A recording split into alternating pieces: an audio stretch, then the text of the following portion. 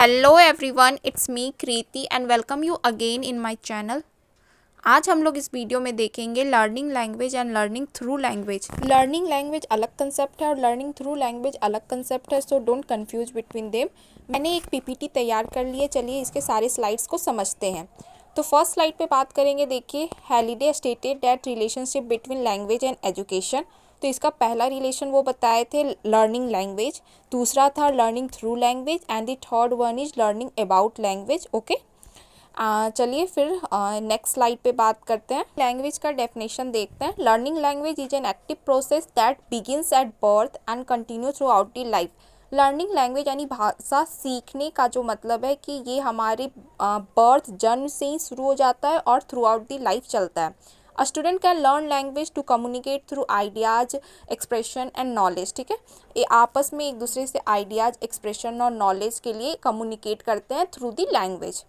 Okay, now moving toward the next slide, and here it is learning language by LSRW। LSRW language paper का 4 pillars है, listening, speaking, reading, writing. Okay, तो इसमें बात करेंगे कि हम लोग कैसे सीखते हैं। चारों पिलर्स जो है 4 पिलर्स, इसके थ्रू हम लोग कैसे सीखते हैं। तो फर्स्ट हो जाएगा, देखिए वोकैब इंपॉर्टेंट है। वोकैब्स के थ्रू हम लोग समझते हैं, सीखते हैं।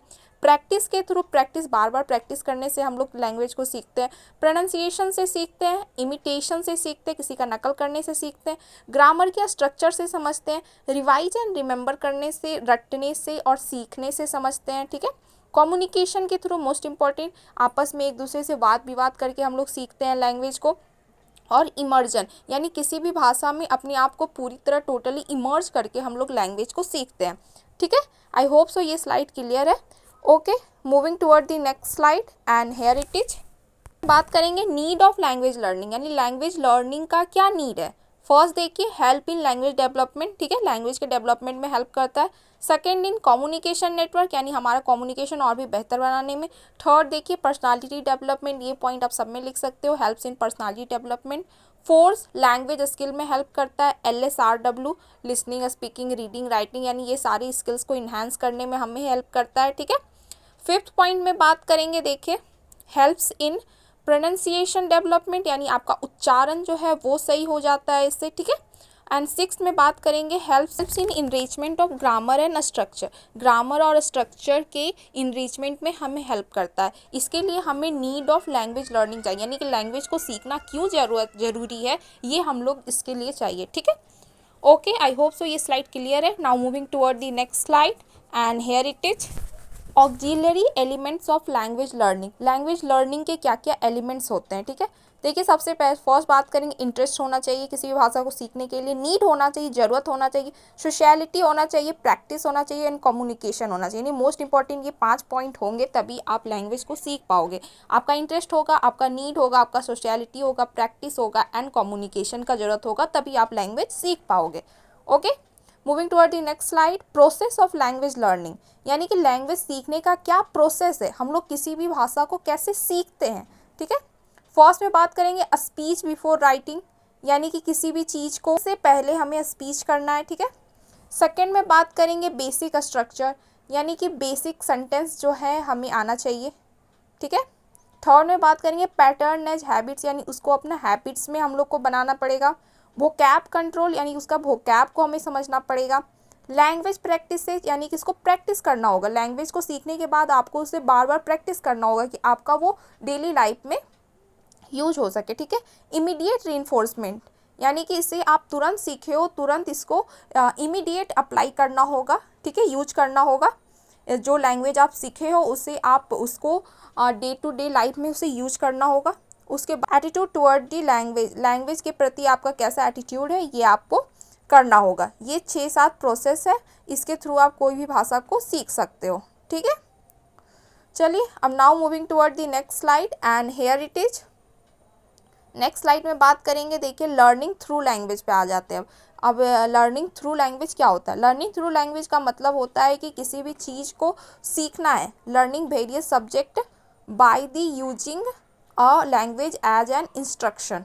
ठीक है, मीडियम ऑफ इंस्ट्रक्शन, यानी किसी भी भाषा को सीखने के लिए कोई दूसरा सब्जेक्ट के लिए हम किसी लैंग्वेज का यूज़ कर रहे हैं। जैसे कि अगर आपको जर्मन समझना है, जर्मन समझने के लिए आप इंग्लिश के थ्रू जर्मन समझ रहे हो। ठीक है, तो इंग्लिश जो यहाँ पे मीडियम ऑफ इंस्ट्रक्शन हो गया किसके लिए, जर्मन सीखने के लिए, इन लर्निंग जर्मन। ठीक है, चलिए इसमें बात करते हैं इसके इंपॉर्टेंट पॉइंट।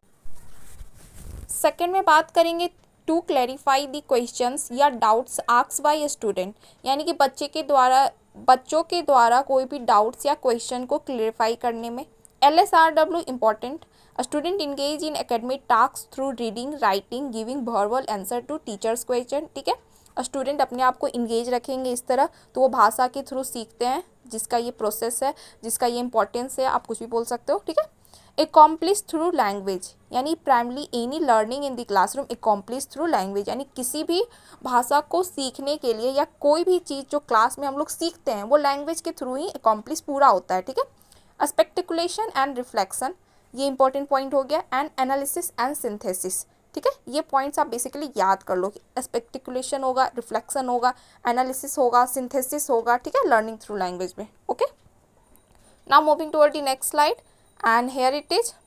इसमें देखिए बात करेंगे हम लोग एक्सचेंज ऑफ आइडियाज़, ये लर्निंग थ्रू लैंग्वेज में होगा कि एक्सचेंज ऑफ आइडियाज़ होगा, शेयरिंग ऑफ एक्सपीरियंसेज होगा, क्लासरूम डिस्कशन होगा, क्लासरूम डिस्कोर्स होगा, क्लासरूम डायलेक्ट होगा, मेमोराइजेशन होगा। ठीक है, अब चलिए बात करते हैं फेजेज ऑफ लैंग्वेज लर्निंग का। तो सबसे फर्स्ट फेज हो गया इन्फेंसी, जिसमें हम लोग we start to learn language through listening, imitating और प्लेइंग, यानी बचपन में हम लोग सुन के, समझ के और खेल के सीखते हैं भाषा को। चाइल्डहुड में आते हैं, चाइल्डहुड में बात करते हैं हम लोग लर्न करते हैं कैसे लैंग्वेज को, रीडिंग, सॉल्विंग प्रॉब्लम और ओरली कम्युनिकेशन, ये ओरली बात विचार करके हम लोग समझते हैं। ठीक है, थर्ड फेज हो गया एडोलेसेंस, एडोलेसेंस में आप सब तरह से लैंग्वेज के अपने आसपास के इन्वायरमेंट से लैंग्वेज को समझते हैं।